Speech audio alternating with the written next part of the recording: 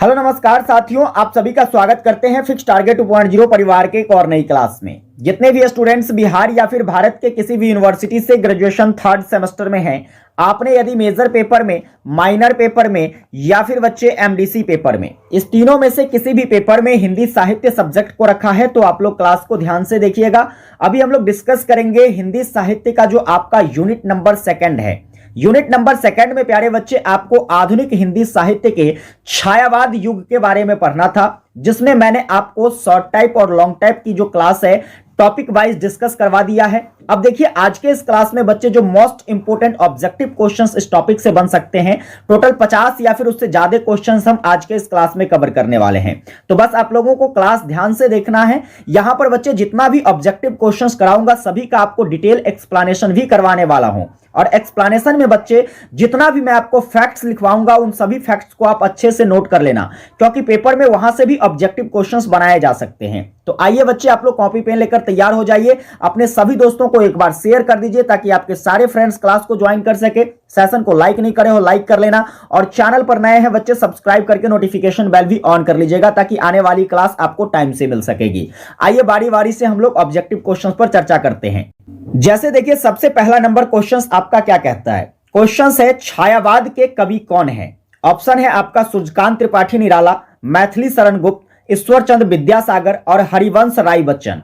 आपको अगर आंसर पता है क्वेश्चंस का तो कमेंट में जरूर लिखिएगा, क्योंकि कमेंट्स में लिखने से बच्चे जो हैं आपको आंसर याद हो जाता है। ठीक है, छायावाद युग के कवियों के बारे में अगर आपसे पूछा जा रहा है तो देखो कल ही मैंने आपको पढ़ाया था कि छायावाद युग के जो प्रमुख कवि थे कौन कौन थे। सबसे पहला तो आपका आ जाता है जयशंकर प्रसाद। कौन आता है बच्चे? जयशंकर प्रसाद जी आ जाते हैं। इसके बाद देखेंगे तो दूसरा नंबर बच्चे जो है आपके सुमित्रा नंदन पंत जी आ जाते हैं। तीसरी बात करेंगे तो आपका मुकुटधर पांडे जी आ जाता है ना। इसके बाद चौथा नंबर महादेवी वर्मा जी आ जाता है कि नहीं? महादेवी वर्मा जी आ जाता है। तो देखो यहां पर आपका जो पहला ऑप्शन है सुमित्रा नंदन पंत, ये आपका क्या हो जाएगा बच्चे? इस क्वेश्चन का करेक्ट आंसर हो जाएगा, क्योंकि मैथिली शरण गुप्त जो है यह आपका द्विवेदी युग से संबंधित है। विद्यासागर जी जो है ये भी आपके द्विवेदी युग से संबंधित है, और हर्षवर्धन राय बच्चन जी जो है ये भी आपके जो है द्विवेदी युग से संबंधित है। इसलिए ऑप्शन क्या हो जाएगा बच्चे? ए नंबर बिल्कुल करेक्ट हो जाएगा। बढ़िए अगले प्रश्न पर। देखो अगला नंबर सवाल आपका क्या कहता है। क्वेश्चन है छायावाद का जनक किसे कहा जाता है। छायावाद, ये जो आपका छायावादी युग है प्यारे बच्चे, इसका जनक मुकुटधर पांडे जी को माना जाता है। क्यों माना जाता है? क्योंकि इन्होंने जो है सबसे पहली बार छायावाद शब्द का प्रयोग किया था। हालांकि इन्होंने जब इस शब्द का प्रयोग किया बच्चा जी, तो इसका उद्देश्य जो है किसी युग के नामकरण से नहीं था।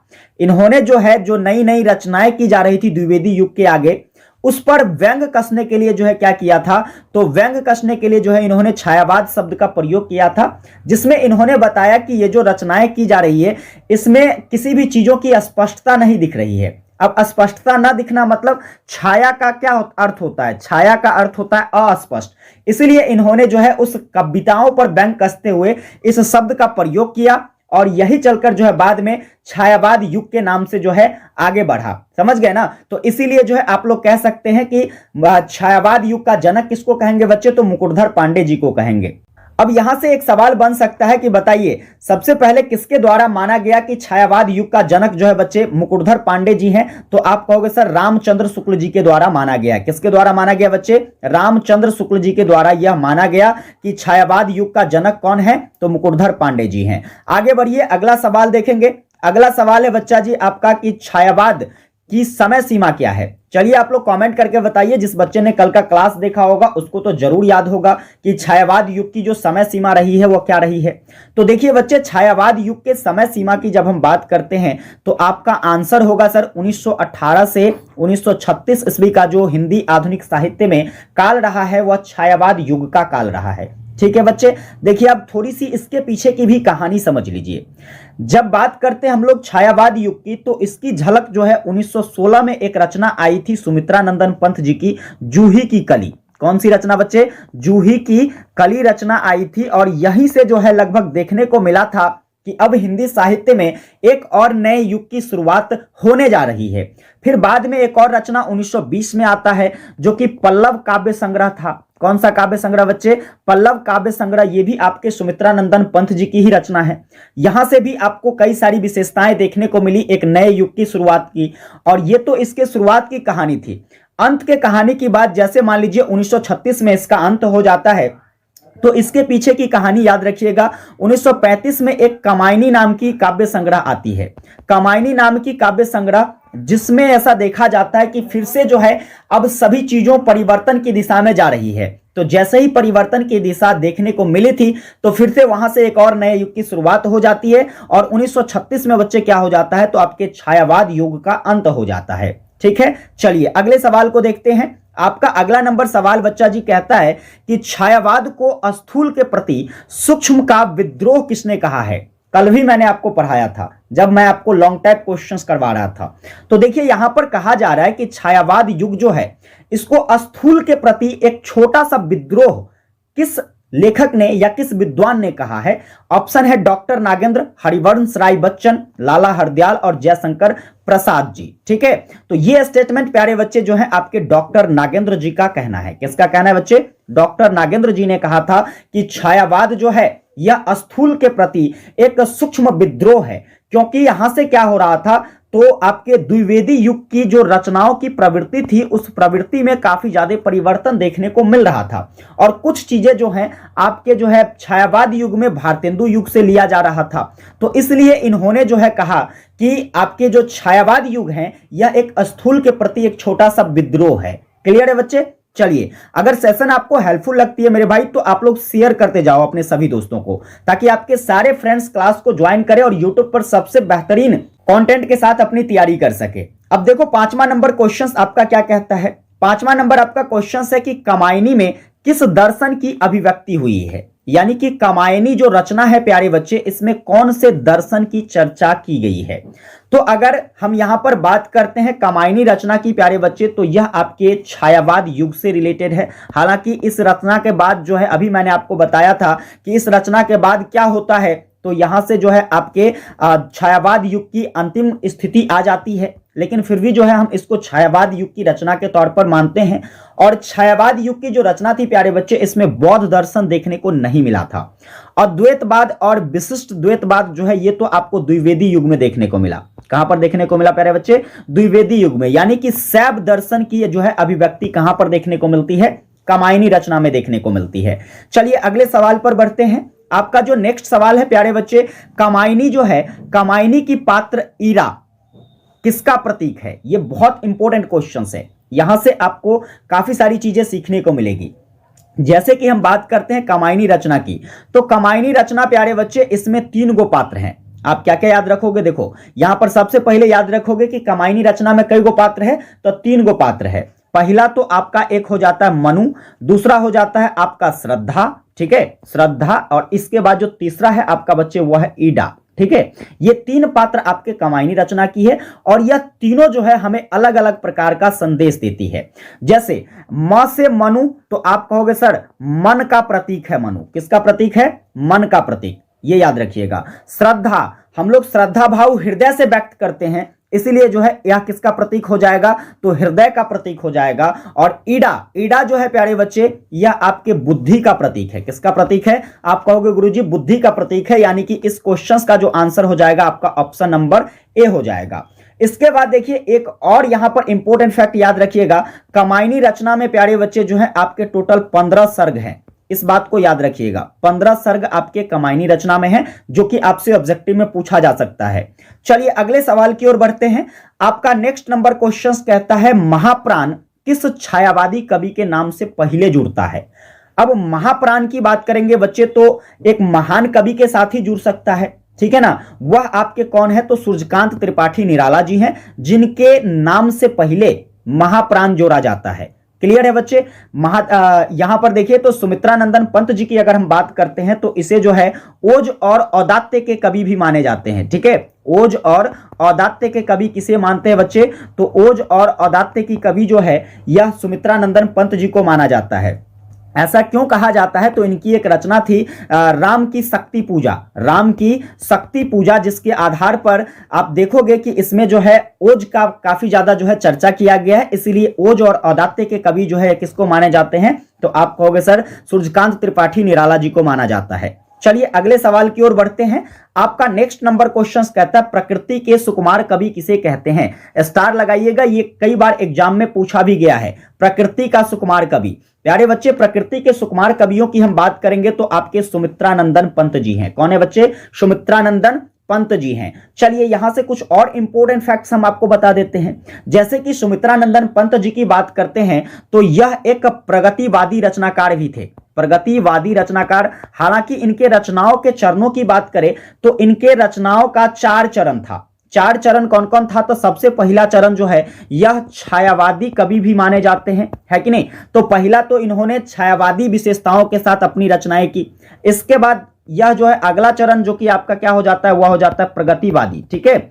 अगला चरण प्रगतिवादी। इसके बाद तीसरा चरण जो है प्यारे बच्चे वह क्या है? तो अरविंद दर्शन, अरविंद दर्शन जो है इसका तीसरा चरण रहा है। और चौथे चरण की बात करेंगे तो नव मानवतावाद, नव मानवतावाद। इन सभी प्रवृत्तियों के साथ जो है आपके सुमित्रानंदन पंत जी ने अपनी रचनाएं हिंदी साहित्य में किया है। चलिए अगले सवाल पर बढ़ते हैं। आपका जो बच्चा जी नेक्स्ट क्वेश्चन है, कहता है निराला की जूही की कली कविता को किस पत्रिका ने अस्वीकार कर दिया था? वह कौन सी पत्रिका है? चलिए इस पर चर्चा करते हैं।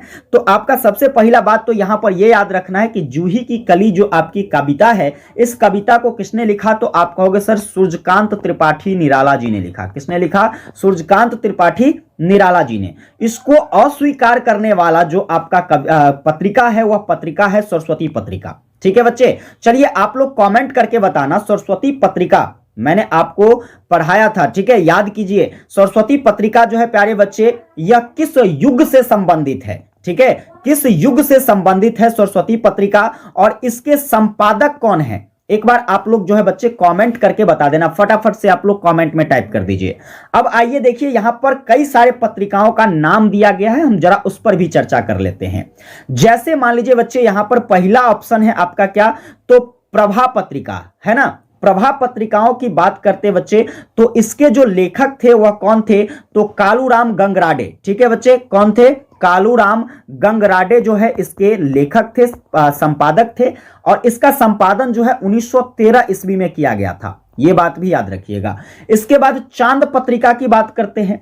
चांद पत्रिकाओं को जो है कई सारे कवियों के द्वारा, कई सारे लेखकों के द्वारा लिखा गया, जिसमें प्रमुख रूप से हम बात करते हैं तो आपका महादेवी वर्मा जी हो जाता है। क्या हो जाता है बच्चा? महादेवी वर्मा जी हो जाते हैं। इसके बाद जो है, इसके बाद बात करेंगे तो आपका नंद किशोर तिवारी जी हो जाते हैं, है ना, नंद किशोर तिवारी जी। और फिर बात करेंगे तो आप कहोगे सर सहगल, ठीक है। ये आपके 3 लोगों के द्वारा जो है चांद पत्रिका की रचना की गई, जिसका प्रकाशन जो है बच्चे 1920 ईस्वी में होता है। कितना ईस्वी में होता है? आप कहोगे गुरुजी 1920 ईस्वी में होता है। इसके बाद देखिए एक और यहां पर है आपका इंदु पत्रिका। चलिए बात करते हैं इंदु पत्रिका की। तो प्यारे बच्चे आप याद रखना, इंदु पत्रिका जो है, इंदु पत्रिका का जो है संपादन किसके द्वारा किया गया? तो जयशंकर प्रसाद जी के द्वारा किया गया। किसके द्वारा बच्चे? जयशंकर प्रसाद जी के द्वारा इंदु पत्रिका का संपादन किया जाता है। और इसका प्रकाशन जो है बच्चे 1909 ईस्वी में होता है। कितने ईस्वी में? 1909 ईस्वी में। तो ये सारी बातें आपको याद रखनी है। पेपर में आपसे कुछ भी क्वेश्चंस बनाकर पूछे जा सकते हैं। और अगर आप हमारे क्लास के स्टूडेंट्स हैं, मैं आपको इतना पूरा कॉन्फिडेंस के साथ कह सकता हूं कि पेपर में आपका इक्को को क्वेश्चंस नहीं छूटेगा अगर तुम बस ध्यान से हमारी क्लास को कर लेते हो। चलिए बच्चे अगले प्रश्न पर बढ़ते हैं। आपका जो नेक्स्ट क्वेश्चन कहता है सरोज स्मृति में सरोज कौन है? यानी कि सरोज स्मृति एक कविता है प्यारे भाई, ठीक है। यह क्या है? एक कविता है। इसमें जो है सरोज कौन है इसके बारे में पूछा जा रहा है। क्या यहां पर सरोज जो है बेटी है, बहन है, या फिर पत्नी है, या मां है? अगर आपको पता है तो कमेंट करके बताइए। अब देखो यहां पर आइए हम इस क्वेश्चन का पोस्टमार्टम करते हैं। जैसे कि बात करें सरोज स्मृति काव्यों की, तो सरोज स्मृति काव्य प्यारे बच्चे जो है यह निराला जी की रचना है। किसकी रचना है? सूर्यकांत त्रिपाठी निराला जी की रचना क्या हो जाती है? तो आप कहोगे सर सरोज स्मृति। इसमें जो है सूर्यकांत त्रिपाठी निराला जी के द्वारा जो है पुत्री वियोग के बारे में चर्चा किया गया। किसके बारे में बच्चे? आप कहोगे सर पुत्री वियोग, इसके पुत्री की मृत्यु हो जाती है जिसका नाम क्या होता है बच्चे? सरोज होता है। ठीक है, पुत्री यानी कि बेटी, इसका आंसर क्या हो जाएगा बच्चे? बेटी हो जाएगा। ठीक है, यहां पर क्या होता है? सूर्यकांत त्रिपाठी निराला जी का जो है पुत्री जिसका नाम होता है सरोज, ठीक है, उसकी क्या हो जाती है? तो समय से पहले मृत्यु हो जाती है। अब इस वियोग में अपनी हृदय की वेदना को व्यक्त करते हैं सूर्यकांत त्रिपाठी निराला सरोज स्मृति रचना में। ठीक है, चलिए अगले सवाल की ओर बढ़ते हैं। आपका नेक्स्ट क्वेश्चन देखना क्या कहता है बच्चा जी। नेक्स्ट क्वेश्चन है कि प्रसाद की प्रथम छायावादी कृति कौन सी है? यानी कि आपके जो प्रसाद जी हैं, ठीक है, जयशंकर प्रसाद जी, इनका जो है प्रथम छायावादी रचना कौन सा है? आंसू है, झरना है, लहर है या फिर कमायनी है? तो देखो, इनके अगर छायावादी रचना की बात करेंगे तो आप लोग याद रखिएगा, सबसे पहले आया था आपका झरना। सबसे पहले क्या आया था बच्चे? झरना आया था, जो कि 1918 में आया था। कब आया था बच्चे? 1918 में। इसके बाद दूसरे नंबर पर आपका आता है आंसू। ठीक है, आंसू काव्य रचना जो है प्यारे बच्चे, यह कब आता है? 1925 में आता है। तीसरे नंबर पर आ जाता है लहर। तीसरा लहर जो है आपका कब प्रकाशित होता है? 1933 में। ठीक है, इसके बाद देखिएगा तो आपका चौथा नंबर पर आता है कमायनी। ठीक है, कमायनी रचना प्यारे बच्चे, जो कि 1935 में प्रकाशित होता है। तो ये आपके जो है क्या कहते हैं, जयशंकर प्रसाद जी का जो छायावादी रचना है उसका क्रम है। ये क्रम याद रख लेना, पेपर में आपसे यहां से भी ऑब्जेक्टिव क्वेश्चंस पूछे जा सकते हैं। सपोज करो जैसे पूछ लेगा लहर रचना किसकी है, आप कहोगे सर जयशंकर प्रसाद जी की है। कब प्रकाशित होता है? 1933 में प्रकाशित होता है। इस तरीके से क्वेश्चंस पूछ सकते हैं। चलिए अगले सवाल की ओर बढ़ते हैं। आपका जो नेक्स्ट क्वेश्चन से बच्चा कहता है प्रसाद को कौन सी रचना जो है गीत काव्य के अंतर्गत आती है? मतलब जयशंकर प्रसाद जी की ऐसी कौन सी रचनाएं हैं जो गीत काव्य के अंतर्गत आता है? तो गीत काव्यों की बात करेंगे बच्चे तो आपका जो है आंसू कविता आता है। ठीक है, आंसू कविता में क्या किया गया है? तो आंसू कविता में प्यारे बच्चे प्रेम वेदना को गाया गया है। किसको गाया गया है? आप कहोगे सर प्रेम वेदना को गाया गया है, इसलिए हम लोग गीत काव्य के अंतर्गत इसे रखते हैं। चलिए अगले सवाल की ओर बढ़ते हैं। आपका नेक्स्ट क्वेश्चन क्या है? नेक्स्ट क्वेश्चन से बच्चे की स्वर्ण काव्य की रचना हिंदी के किस कवि ने की है?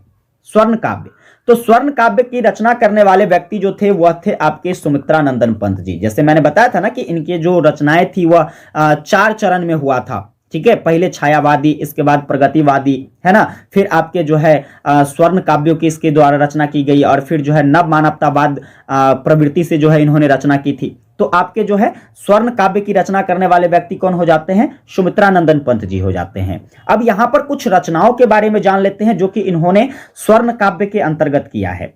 स्वर्ण काव्य के अंतर्गत प्यारे बच्चे देखिए तो आप सबसे पहले याद रखोगे स्वर्ण किरण इसकी रचना है। ठीक है, स्वर्ण किरण किसकी रचना है? तो सुमित्रा नंदन पंत जी की है।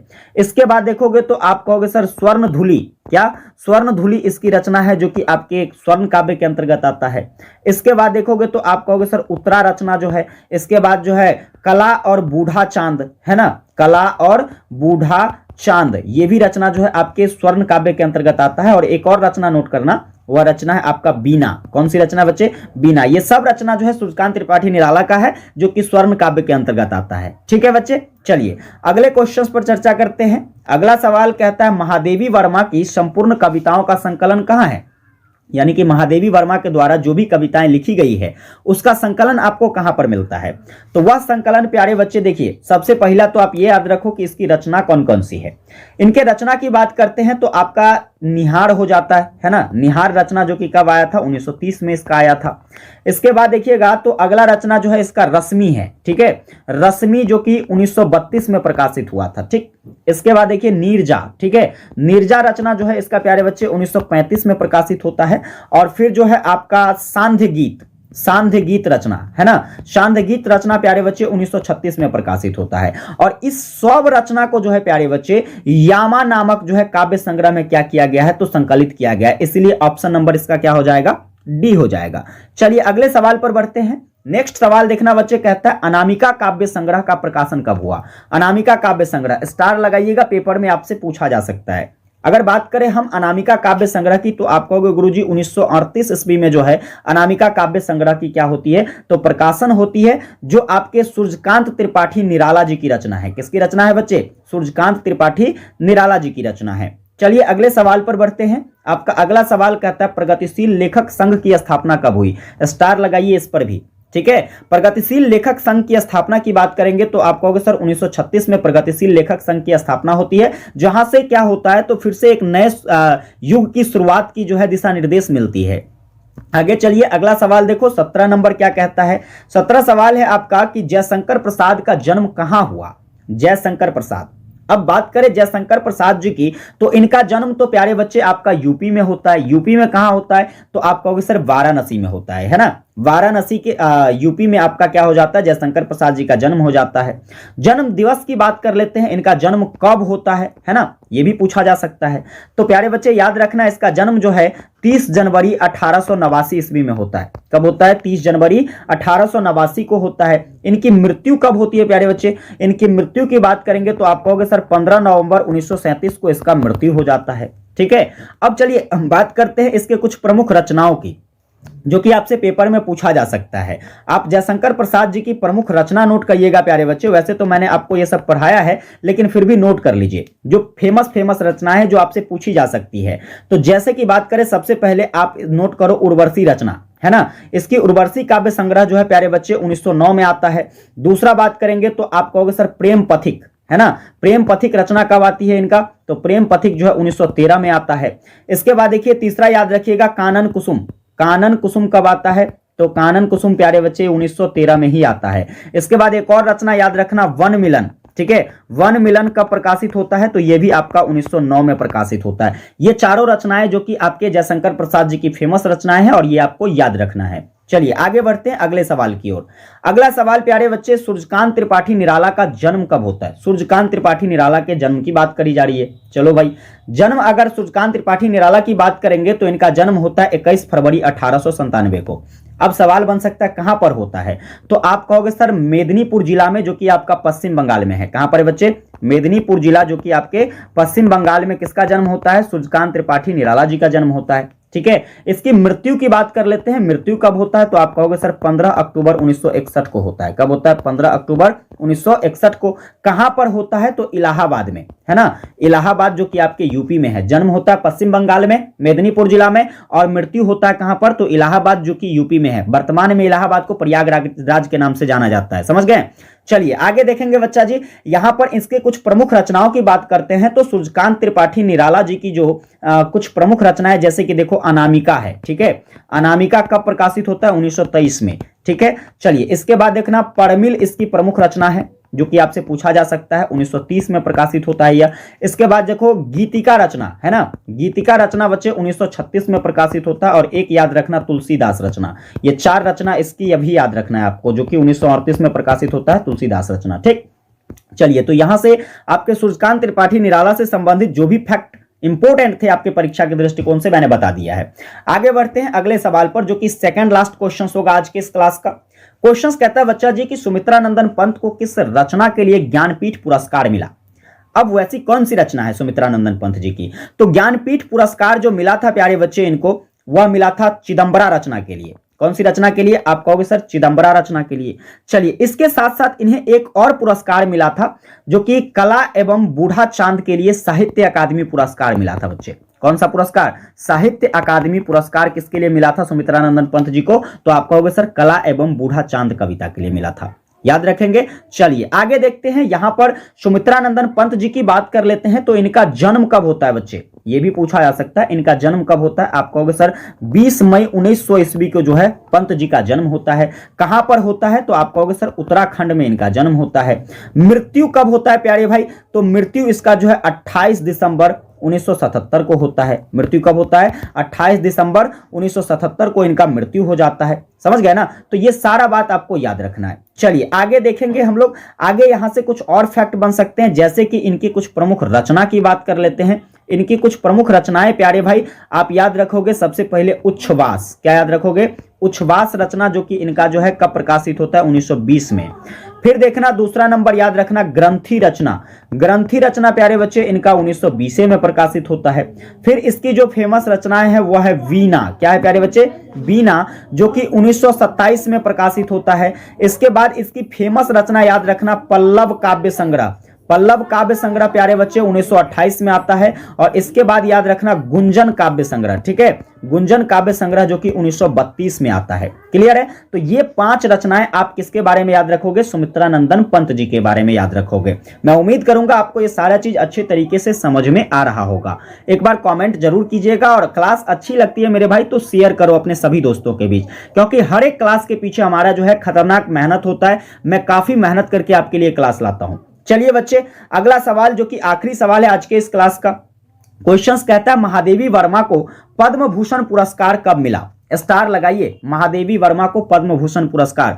ये बच्चे याद रखिएगा, देखो इनको 3 प्रमुख पुरस्कार मिले थे। पहला तो आपका हो जाता है पद्म भूषण। क्या हो जाता है बच्चे? आप कहोगे सर पद्म भूषण पुरस्कार, ठीक है। दूसरा याद रखिएगा ज्ञानपीठ पुरस्कार। क्या याद रखोगे? ज्ञानपीठ पुरस्कार। और तीसरा जो है इन्हें पद्म विभूषण पुरस्कार भी मिला था। एक तो पद्म भूषण था और एक है आपका पद्म विभूषण। अब चलिए हम इस पर बात करते हैं कि पद्म भूषण कब मिला, ज्ञानपीठ कब मिला और पद्म विभूषण कब मिला। तो नोट कर लीजिएगा, पद्म भूषण पुरस्कार जो है प्यारे बच्चे इसे 1956 में मिलता है, ठीक है। ज्ञानपीठ पुरस्कार जो है बच्चे इसे 1982 में मिलता है, और ये पद्म विभूषण पुरस्कार जो है इसे 1988 में मिलता है। तो आपके इस क्वेश्चन का आंसर क्या हो जाएगा? ऑप्शन नंबर ए, 1956 में जो है महादेवी वर्मा को पद्म भूषण पुरस्कार मिलता है। चलिए महादेवी वर्मा के कुछ और बातों को जान लेते हैं, जैसे इनका जन्म कब होता है बच्चे, ठीक है। जन्म की बात कर ले, इनका जन्म जो है आपका 26 मार्च 1907 ईस्वी को होता है बच्चे। 26 मार्च 1907 को महादेवी वर्मा जी का जन्म होता है। मृत्यु कब होता है बच्चे? ये भी याद रखना है आपको। महादेवी वर्मा जी की जो मृत्यु हो जाती है प्यारे बच्चे, यह 11 सितंबर 1987 को इनका मृत्यु हो जाता है, ठीक है। इसकी फेमस रचनाओं के बारे में तो मैंने आपको पीछे काफी डिटेल में बताया ही है, लेकिन कुछ और बात यहां याद रखिएगा। इनको जो है आधुनिक मीरा का नाम दिया गया है। क्या दिया गया बच्चे? आधुनिक मीरा की संज्ञा दी गई है किसको? महादेवी वर्मा को, ठीक है। चलिए इसके बाद और याद रखिएगा, इनकी जो सबसे फेमस यानी कि सबसे प्रमुख कविता जो है, सबसे प्रमुख कविता कौन सी है प्यारे बच्चे? तो आप याद रखोगे मैं नीर भरी दुख की बदली, ठीक है। मैं नीर भरी दुख की बदली, ये किसकी रचना है प्यारे बच्चे? तो महादेवी वर्मा जी की एक सबसे प्रमुख कविता रचना है, ठीक है। तो इस तरीके से जो है महादेवी वर्मा जी के बारे में जो फैक्ट मैंने आपको नोट कराया है, आपको सभी को अच्छे से नोट कर लेना है। और ये सारे प्रश्न आपके एग्जाम के दृष्टिकोण से इंपॉर्टेंट है। हालांकि मुझे पता है बहुत सारे बच्चे ऐसे हैं जो मैं इस डिटेल एक्सप्लेनेशन के साथ क्लास को करवाता हूं तो उससे अच्छा नहीं लगता है, क्योंकि उसको पढ़ना है ही नहीं। पढ़ने वाले बच्चे तो ऐसे ही क्लास की डिमांड करते हैं, सर एक क्वेश्चंस लीजिए, उसका जो है डिटेल पोस्टमार्टम कीजिए, उसके रिलेटेड जितने भी फैक्ट है उन सभी फैक्ट्स को बताइए। और पढ़ने का यही तरीका अच्छा है, आप इसको याद भी अच्छे तरीके से रख सकते हो। आप बताइए, यहीं पर हम अलग अलग प्रकार से जो क्वेश्चंस लिखते ना, तो क्वेश्चंस की संख्या भी ज्यादा होती और बच्चे जो है आप इस चीज को याद करने में भी जो है सहज महसूस नहीं कर पाते। लेकिन यहां पर एक व्यक्ति का नाम लिया हमने और उसके रिलेटेड आपको कई सारे फैक्ट्स बता दिए, तो कहीं ना कहीं आप इसको कोरिलेट करके अच्छे से याद रख सकते हो, है कि नहीं। चलिए, तो अगर सेशन आपको हेल्पफुल लगती है, एक बार कमेंट में जरूर लिखना कि आपको क्लास कैसी लगी। अगर सेशन हेल्पफुल लगती है, बच्चे चैनल पर नए हैं, सब्सक्राइब नहीं किए हैं तो सब्सक्राइब करके नोटिफिकेशन बेल को ऑन कर लीजिएगा। अपने सभी दोस्तों को जरूर ज्यादा से ज्यादा शेयर करना, ताकि यूनिवर्सिटी के हर एक बच्चों तक, बिहार या फिर भारत के हर यूनिवर्सिटी के बच्चों तक क्लास पहुंचनी चाहिए। सेशन को लाइक नहीं किया है तो बच्चे लाइक जरूर कर लीजिएगा, ठीक है। विशेष मुलाकात करते हैं आप लोगों के साथ नेक्स्ट क्लास में, तब तक के लिए जय हिंद।